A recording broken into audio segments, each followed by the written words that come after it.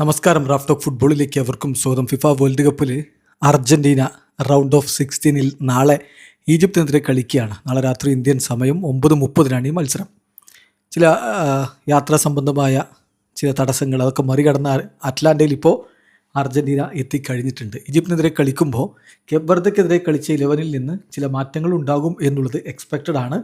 3 മാറ്റങ്ങൾക്കാണ് സാധ്യത എന്നാണ് ഇപ്പോൾ അർജന്റീൻ മാധ്യമം TVC സ്പോർട്സ് റിപ്പോർട്ട് ചെയ്യുന്നത്. അതായത് പ്രധാനമായും ഇടത് വിങ്ങിൽ ലെഫ്റ്റ് വിങ് ബാക്ക് പൊസിഷനിൽ ഫെക്കുണ്ടോ മെദീനയെ മാറ്റി നിക്കോളാസ് ടാഗ്ലിയാഫിക്കോയെ തന്നെ സ്റ്റാർട്ട് ചെയ്യിക്കാനാണ് സാധ്യത.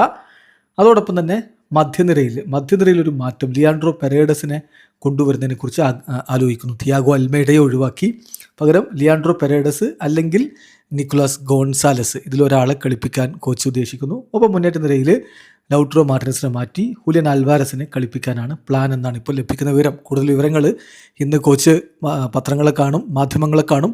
ഇപ്പോൾ പ്രസ് കോൺഫറൻസിൽ അദ്ദേഹം വിശദമായിട്ട് കുറച്ച് കാര്യങ്ങൾ പറയും. അതിൽ നമുക്ക് കുറച്ച് ഹിന്റുകൾ ലഭിക്കുമെന്നാണ് പ്രതീക്ഷിക്കുന്നത്. അത് കിട്ടുന്ന മുറക്ക് നിങ്ങളിലേക്ക് എത്തിക്കുകയും ആകാം.